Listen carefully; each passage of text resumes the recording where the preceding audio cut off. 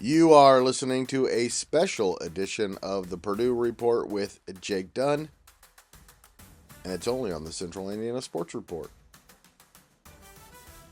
Welcome back, Boilermaker fans, to the Central Indiana Sports Report for a special edition of the Purdue Report with Jake Dunn. Jake's reaction to Purdue's 88-60 win over Auburn on Saturday. Jake, you were there. It was a great first half. It was an even better second half. What a performance. Really great performance here from Purdue. Really seemed like they were in control the entire game. I never really honestly felt nervous for the game. It seemed like Purdue was in control, and a big statement win and a revenge win too. Last year, Auburn kind of did this what Purdue did to them. They kind of did that to Purdue last year in Birmingham. So Purdue controlled Auburn from start to finish, and like I said, was able to flip that script from last year.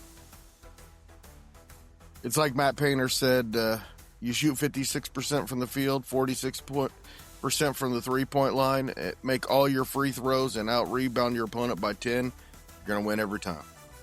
Absolutely, and looks like Purdue, kind of has its mojo back. We talked about, since the Iowa State loss that, they've looked pretty good defensively, and their offense has been able to sustain that kind of lethal level that it's at. So Auburn is a good team, much better than the Minnesota and Marquette teams that we saw. So Auburn is probably a tournament team, around a 32 type team, and Purdue treated them accordingly. Since the loss to Iowa State, 3 straight wins by 28 points or more against 3 Power 4 schools. It's Purdue's been playing well. They obviously wish they didn't lose the game against Iowa State, but I think they've been able to handle it pretty well. And here's the other thing. They've played 4 games against ranked teams. They're 3-1. Obviously, the loss to Iowa State, they were ranked 10th at the time. The other 3, they beat Alabama by 7 at Alabama. They beat Texas Tech by 30 points, and now they've beaten Auburn by 28. So in big games, other than the Iowa State game, it's gone as expected. And in this game in particular, I saw really kind of how Purdue was built to close. Purdue really kind of softened Auburn from the perimeter in the first half, and then in the second half turned to heel there and switched going into the paint mostly in the second half. Trey Kaufman-Renn in particular, I saw a clip of him in the post game, said that he had this one circled on the calendar from last year, thinking back to what they did to them. So Purdue dominated the paint, outscored Auburn 40-20 in the paint.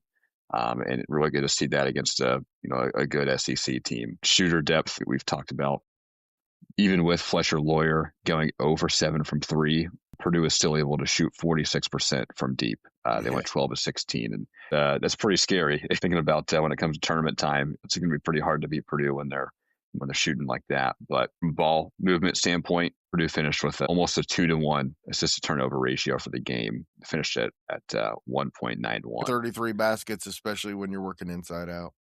And obviously that starts with Braden Smith, 14 assists in this game. He just an absolute masterclass. His 3rd straight game with double-digit assists, which that's a program first. He's got 36 assists in his last 3 games and has a plus-minus of 77 in the last 3 games as well. So yeah, he's just been a true point guard here in the last few games. And if Purdue wants to go far in the tournament, obviously going to need this type of against these caliber of opponents.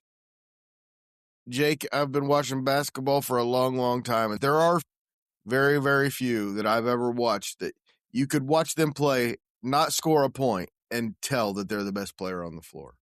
Just glad to have him on the team for sure. Might be the best player in the country.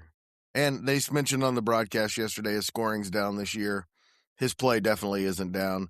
He's not been every game exactly what we thought we'd get this year, but when the time has come, we've seen exactly who he is, and who he is maybe the best player in the country. I think this was a game that really kind of reminded fans of how good Purdue and Braden Smith can be. We've talked about how he's been chasing kind of that record with the all-time assist record in NCAA. Assuming that Purdue has, finishes out the regular season, 19 games, let's assume they have one Big Ten tournament game and only one NCAA tournament game, Braden Smith would need to average 9.7 assists a game to overtake Bobby Hurley for the leader all-time assist record in the Sure seems like that's NCAA. something he's going to do. Yeah, I certainly hope so. So through the Auburn game here on Saturday, Braden Smith currently has 173 career assists. That ranks him 26th all-time in NCAA. He needs 203 more to get to the record, and he needs 4 more assists to move into 25th. Bobby Hurley established that record. He played at Duke from 1990 to 1993.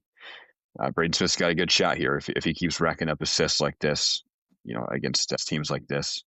Certainly within reaching distance here. Jake, I don't know a lot of the names of the players in front of him, but I do know some, and one of them he will pass in the next game against Kent State is Ryan Nembhard, who just graduated last year and is in the NBA. And then the next game, he should pass Cassius Winston on the Big Ten list, one of the all-time great point guards in Big Ten history from Michigan State. Thinking back to Cassius Winston on those Michigan State teams, that he was a guy that was really good, and a guy that I think made me a little frustrated as a Purdue fan with how good he was. So it's really special for Braden Smith to have that opportunity to pass him. Yeah, I think ultimately will here in a couple of games. It's always nice to have Purdue guys at the top of the leaderboards there. Jake and I will have a Purdue report on Wednesday and then another one the next Wednesday. Those are going to be the only two coming up. I have a feeling, though, Jake and I will be talking some college basketball, doing some college basketball reports. So there's that. And we have more to talk about with this game. But before we do, I want to talk about some of the other names that he's going to be passing because I'm a basketball nerd and this is going to be fun to me. He is 26 assists away from passing Gary Payton, which is incredible. What an amazing player he was at Oregon State. And then next on the list after that is Doug Gottlieb, who everybody knows. Greg Anthony from UNLV back in the late 80s, early 90s. Sherman Douglas, who lost to IU in the national championship game in 1987, the point guard of the Syracuse Orange Men, as they were known back then. Yeah. And Steve Blake from Maryland is the all-time Big Ten leader, although Maryland wasn't in the Big Ten at the time, so I don't know how you count that, but do you count him? People consider Cassius Winston all-time Big Ten leader, so personally, I don't count that, but hopefully Braden Smith can overtake him. We kind of ran the projection there with only one Big Ten game and only one NCAA tournament game, but assuming flip side there that Purdue plays 3 games in the Big Ten tournament and in 6 games the NCAA tournament, along with the 19 regular season games, Braden Smith would need to average 7.3 assists a game, which he's averaging, a couple assists above that a game now. At this rate, if Purdue keeps winning games and can play, the full amount of games here in the Big Ten tournament as well as the NCAA tournament, then yeah, he's got a really good shot here of passing the record. And for you young people like Jake, Bobby Hurley, an argument could definitely be made that he is the greatest point guard in the history of college basketball. I wouldn't say that. I'd put him in the top 5, but he is definitely in the top 5 in college basketball history. Won 2 national championships with Duke and was, if not the main reason, one of the main reasons they did that. If Braden Smith were to pass him, where would you have Braden Smith there, Greg? I think you'd have to take everything else into consideration, including how they do in the NCAA tournament. But very high. Very high. All right, let's talk more about this game. And if CJ Cox plays like that, nobody's beating the Boilermakers. Really good performance here from guys like that. Jakari Harris had 12 points. For a second, looked like he wasn't going to miss again in the game. That's right. So, yeah, he played well. Jack Benner had 11 points off the bench. Just the depth here. Trey Kaufman-Renn's physicality really kind of wore Auburn down, and that allowed guys like Jakari Harris and Jack Benner to come in and really kind of blow this game open. I want to talk about Jack for sure, but real fast on Trey Kaufman-Renn. 9 for 13, 18.6 rebounds. The stats won't say this is one of the best games he ever played, but man, was he good. He was good, and I think if he doesn't pick up that third foul there in the kind of early second half, I think he easily could have had 5+. I think he was kind of going for, like I said, he said that he circled this game on the calendar. So I think he could have had a lot more points, and really definitely would have considered this one of the best games that he's ever played. And just played his ass off.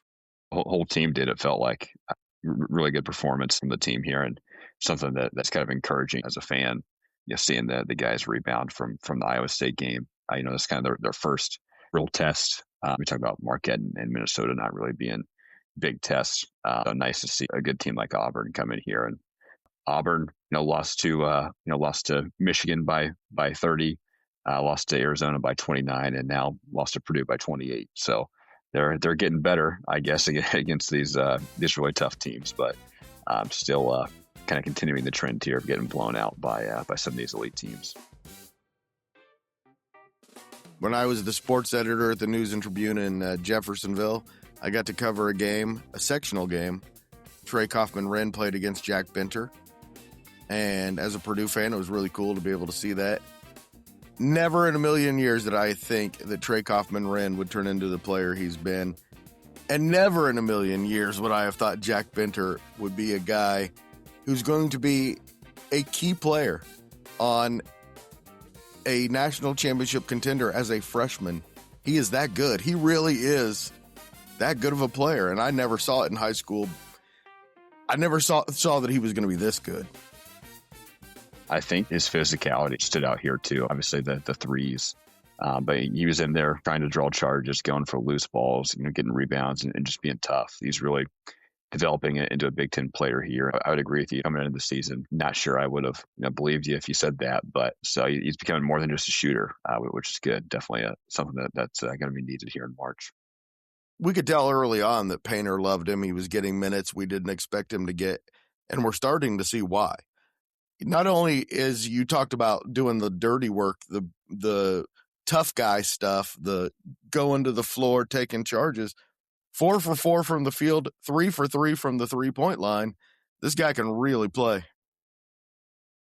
Thinking ahead to next year, obviously this year is special and want to try to maximize the amount of time we have here with this year. But thinking ahead, I don't know if he'll slide into the 3 spot next year here when Fletcher Loyer moves on and bring in somebody from the portal for the 4 spot. I know they're Purdue's trying to go after Caden Pierce, who's probably arguably the best transfer in this upcoming class from Princeton. I'm not sure what that'll look like, but that's why Matt Painter gets paid the big bucks. Certainly is proving that he belongs not only in this team but in the conference. And I just have to say it, Jake. Auburn did have 11 offensive rebounds. It's just maddening. It's maddening. Yeah. They dominate the offensive boards and then can't dominate the defensive boards. It's just so weird. Some of these rebounds were kind of long rebounds. I feel like Purdue's effort was there. They felt like they made Auburn work for some of those rebounds that they got. Some of it was the defense was so good they were forcing Auburn into bad shots, and bad shots are unpredictable where they're going to wind up. So they gave up some bad offensive rebounds that way. Overall, though, the defense was so good, you kind of forgive the offensive rebounds a little bit. Auburn shot 42.2% overall. It didn't look very good offensively. I think a lot of that is a credit to Purdue's defense. And during kind of Purdue's knockout stretch, missed 9 straight shots during that stretch. Purdue's post defense was good. Showed good effort on the boards, and were able to contest most of Auburn's shots. So a big part of that was neutralizing Tahad Pettiford. He went down, kind of I think somewhat early in the second half. It didn't return, but yeah, I mean they neutralized him. Keyshawn Hall, he had a pretty good game. Overton, they looked like Auburn's best player. I thought Hall and Overton were really good players, but they were never comfortable offensively, except for one-on-one with Hall and Overton. I think kind of a key difference here in these two programs. It feels like Auburn's built for that AAU one-on-one style play, whereas Purdue kind of plays more as a team. And do you think this morning Sebastian is wishing he'd chosen West Lafayette over Opelika, Alabama? I was kind of excited to watch him to see how he'd play, and figured he might be might be a little fired up for this game, but played 20 points, was 1 of 4 from the field. It's only 2 points. Had a rebound, assist, and a turnover, 2 steals. So he didn't really look overly good, and I think things work out like they're supposed to. So I think he made the right choice not coming to Purdue, and because that's allowed Purdue to get some of these guys that like a Jack Benner, it kind of opened the doors for him to play and really make a difference. All right, Jake, let's talk more about it on Wednesday. We'll have lots of Purdue topics right before Christmas here, and we'll talk more about the Auburn game and look ahead to Kent State and what's going to be happening down the stretch, and maybe get your Christmas wish list for the Boilermakers. All right, yeah, sounds good. Jake and I will be back on Wednesday for the Purdue Report. Please join us for that one. We'll be talking mostly basketball, but we do have some football news as well. Thanks to Jake, and thank you so much for listening. Please do us a huge favor and share this podcast with a Purdue fan in your life. Help us spread the word that the Central Indiana Sports Report is talking about what Central Indiana sports fans are talking about every single day.